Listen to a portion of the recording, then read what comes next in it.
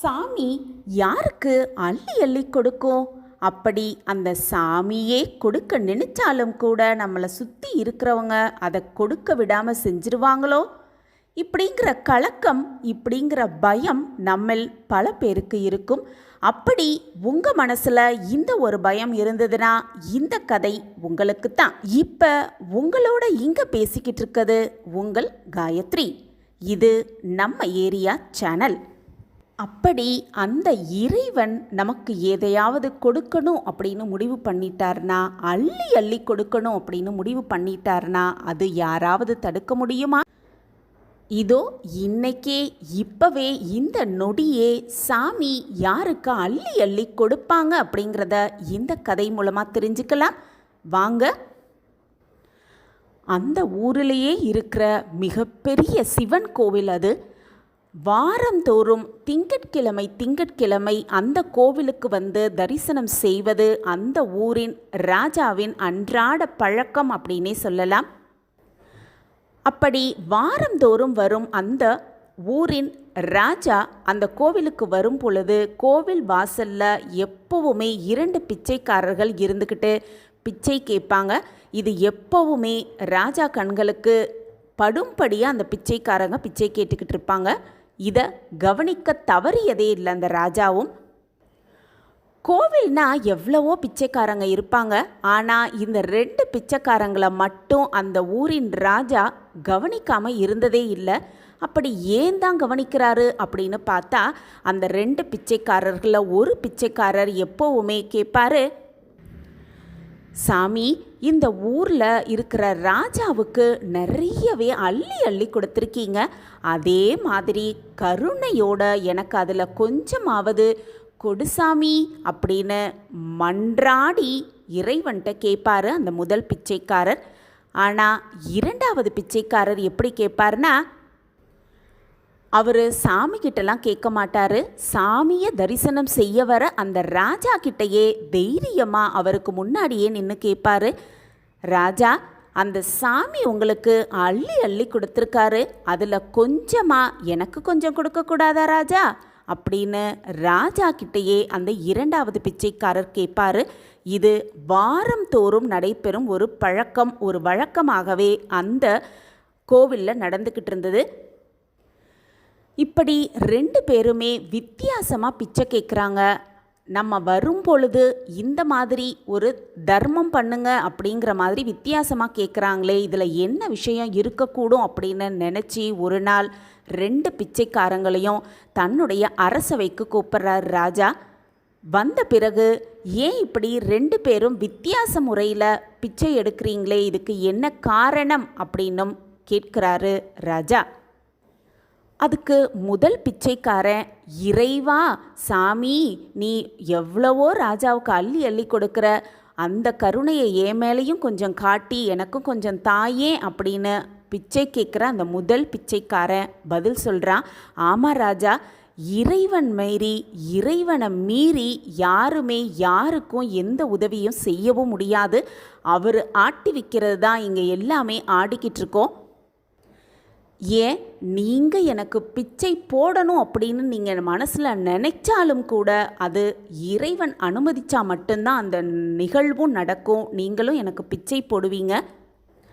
அந்த சாமியோட அனுகிரகம் இருக்கணும். அதனால தான் நான் அந்த சாமிக்கிட்டையே கேட்குறேன், ராஜா மூலியமாக எனக்கு அந்த அனுகிரகத்தை கொடு சாமி அப்படின்னு அந்த சாமியை நான் பிச்சை கேட்குறேன் அப்படின்னு முதல் பிச்சைக்காரன் சொன்னானா. 2வது பிச்சைக்காரன் சொன்ன பதில் என்னன்னா, என்னதான் சாமி கடவுளாக இருந்தாலும் அது ஒரு கல் தான், அவர் நம்மக்கிட்ட பேச மாட்டார், நமக்கு தரிசனமும் கொடுக்க மாட்டார்.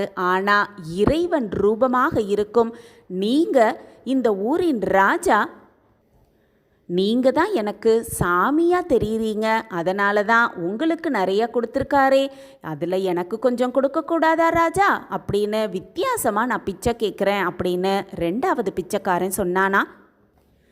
சரி அப்படின்னு 2 பிச்சைக்காரங்களையும் அனுப்பிச்சி வச்சுட்டு அமைச்சரை கூப்பிட்டு அங்கே ரொம்பவே புத்திசாலியாக அந்த அரசவையிலே புத்திசாலியாக இருக்கிற ஒரு அமைச்சரை கூப்பிட்டு இதற்கு என்ன பதிலாக இருக்கும் நீங்கள் சொல்ல முடியுமா அப்படின்னு அமைச்சரை கேட்குறாரு ராஜா. அதுக்கு அமைச்சர் ராஜா, எனக்கு என்னமோ முதல் பிச்சைக்காரன் சொல்வது தான் சரியாக இருக்கும்னு தோணுது அப்படின்னு சொன்னாராம். அந்த சாமியோட அனுகிரகம் இருந்தால் தானே எல்லாருக்குமே எல்லாமே கிடைக்கும், அவர் தானே அள்ளி அள்ளி கொடுக்குறவரே அப்படின்னு சொன்னாராம் அமைச்சர். என்னதான் அந்த ராஜா இறைவன் மேலே தீராத நம்பிக்கை உடையவராக இருந்தாலும் கூட ராஜாவுக்கு ஒரு சிறப்பான யோசனை தோணுது. சரி அமைச்சரே, என்னதான் இறைவனோட அனுக்கிரகம் இருந்தாதான் யாரும் யாருக்கும் எதையுமே கொடுக்க முடியும் அப்படின்னு சொல்கிறீங்க. நான் இப்போ அந்த 2வது பிச்சைக்காரனுக்கு நிறைய பொன்னும் பொருளும் வைர வைடூரியங்களும் தரேன். எல்லாத்தையும் கொடுத்து அந்த 2வது பிச்சைக்காரனை மிக பிரம்மாண்டமான ஒரு நிலைக்கு கொண்டு வரேன். அப்போது அந்த சாமி இறைவன் முதல் பிச்சைக்காரனை எப்படி காப்பாற்றுறாருன்னு பார்ப்போம் அப்படின்னு ஒரு புது யோசனையை அமைச்சர்கிட்ட சொன்னாராம் ராஜா. உடனே ஒரு காவலாளியை கூப்பிட்டு ஒரு பெரிய மண் பானை எடுத்துகிட்டு வர சொல்கிறாரு.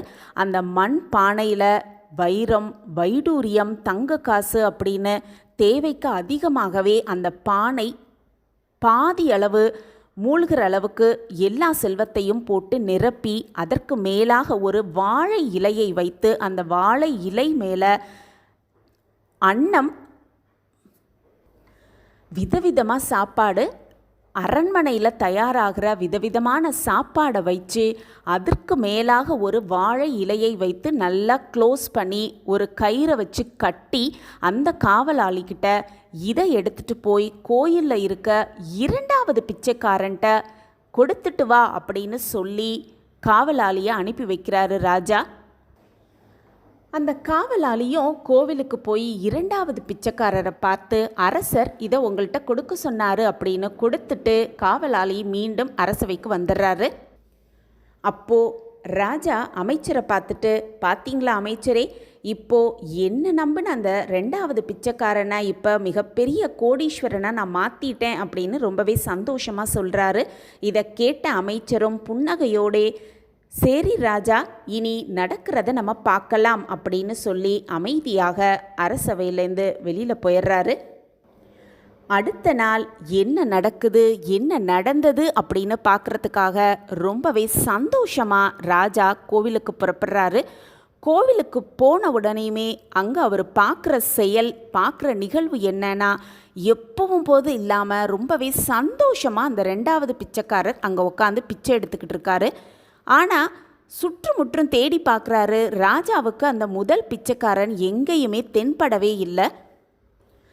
இதை பார்த்த ராஜாவுக்கு ஒன்றுமே புரியலை. ஏன் இந்த 2வது பிச்சைக்காரன் இன்னும் உட்காந்து பிச்சை எடுத்துக்கிட்டு இருக்கான், நம்மளை தான் அவங்கள கோடீஸ்வரரை ஆக்கிட்டோமே அப்படின்னு குழப்பம் அடைந்து மீண்டும் அந்த 2வது பிச்சைக்காரன் அரசவைக்கு கூப்பிட்றாரு அந்த ராஜா. 2வது பிச்சைக்காரன் வந்தோடனே அரசர் பேச ஆரம்பிக்கிறாரு. என்னப்பா, நேற்று நான் உன்கிட்ட கொடுத்து அனுப்பின அந்த பானை உன் கைக்கு வந்துச்சா இல்லையா? நீ அதை வாங்கினியா இல்லையா? ஏன் இன்றைக்கும் உட்காந்து பிச்சை எடுத்துக்கிட்டு இருக்க? என்னதான் நடந்தது அப்படின்னு ராஜா கேட்ட உடனே பிச்சைக்காரன் பேச ஆரம்பிக்கிறான். ஆமாம் ராஜா, அந்த பானையை நான் வாங்கினேன், உங்களுக்கு ரொம்ப நான் நன்றி சொல்லிக்கிறேன். ரொம்ப நாள் கழிச்சு சுவையான சாப்பாடு, அதுவும் அறுசுவை உணவோடு நான் சாப்பிட்டேன். ரொம்பவே சந்தோஷமாக இருக்குது எனக்கு மனசுக்கு. என் பக்கத்தில் இன்னொரு பிச்சைக்காரன் உட்காந்துருப்பான்ல, எப்போவுமே இறைவன் எனக்கு கொடுப்பான், அந்த சாமி எனக்கு கொடுக்கும் அப்படின்னு சொல்லிக்கிட்டே இருப்பான்ல, அந்த சாமி அவனுக்கு நேற்று காலையிலேருந்து 1 ரூபா கூட கொடுக்கல. பசியோடவே உட்காந்து பிச்சை எடுத்துக்கிட்டே இருந்தான். ஆனால் உங்களை நம்பின எனக்கு வயிறு முட்டை சாப்பிட்றதுக்கான சாப்பாடு கிடச்சிச்சு. அதுவும் அறுசுவையாக இருந்தது. ரொம்பவே நான் ருசித்து சாப்பிட்டேன். ஆனால் அந்த பானையில் அளவுக்கு மீதி இருந்தது ராஜா.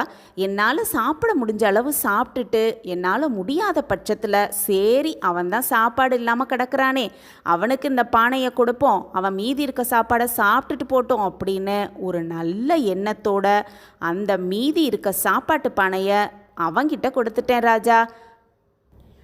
அவனும் அந்த பானையை எடுத்துட்டு அவனுடைய குடிசைக்கு போயிட்டான்.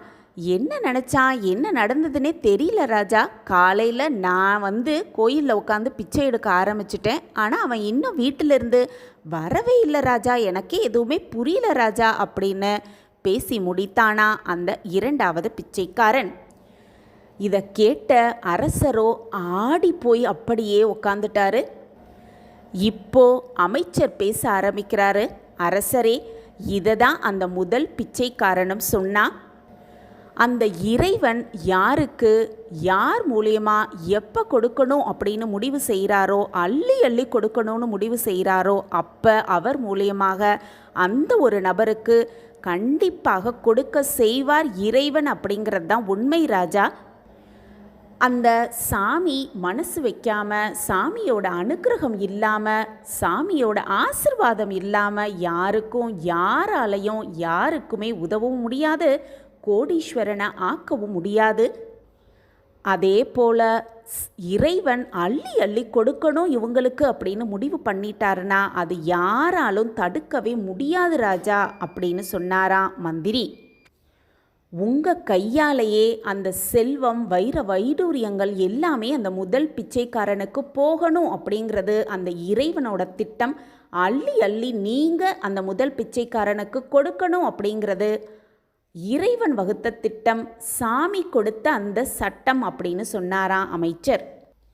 அந்த முதல் பிச்சைக்காரன் வாழ்வில் மிகப்பெரிய வெற்றியும் பிரம்மாண்ட செல்வமும் அடையணும் அப்படிங்கிறதும், அள்ளி அள்ளி இறைவன் உங்கள் மூலமாக அது நடத்தப்படணும் அப்படிங்கிறதும் அந்த இறைவனோட திட்டம் அப்படின்னு சொன்னாராம் அமைச்சர். இங்கே நம்ம போடுற திட்டம் எதுவுமே நடக்காது. அந்த இறைவன் போடுற திட்டம் நிச்சயமாக நடக்கும். நடப்பதற்காகத்தான் இறைவன் திட்டம் போடுகிறார் அப்படிங்கிறதையும் அந்த அமைச்சர் தெள்ள தெளிவாக அரசவைக்கு எடுத்து கூறினாராம். அந்த அரசவையில் இருந்த எல்லாருக்குமே தெளிவாக புரிஞ்சுது என்ன ஏது திட்டம் இறைவன் வகுத்தது அப்படிங்கிறது. நம்மளை மாதிரியே அங்கே இருக்கிறவங்க எல்லாருக்குமே புரிஞ்சுது. நம்ம எல்லாருக்கும் புரிஞ்சிருக்கு தானே? யார் என்ன செஞ்சாலும், என்ன சதித்திட்டம் தீட்டினாலும் இறைவன் இவங்களுக்கு அள்ளி அள்ளி கொடுக்கணும் அப்படின்னு முடிவு செஞ்சிட்டாருன்னா யாரும் யாரையுமே தடுக்க முடியாது. நடப்பது இறைவன் நடத்தியே தீருவார் அப்படிங்கிறது உண்மையிலும் உண்மை. இந்த கதையை நான் இங்கே முடிச்சுக்கிறேன். மீண்டும் ஒரு புதிய மோட்டிவேஷ்னல் கதையோடு நான் திரும்பவும் வரேன். இந்த கதை உங்களுக்கு பிடிச்சிருந்ததுன்னா லைக் பண்ணுங்கள், ஷேர் பண்ணுங்கள், அப்படியே ஒரு கமெண்ட்டையும் போட்டுருங்க. உங்கள் கமெண்ட் தான் எங்களுக்கு மிகப்பெரிய ஒரு ஊக்கமாகவே இருக்கும். மீண்டும் ஒரு புதிய கதையோடு பார்க்கலாம். நன்றி, வணக்கம்.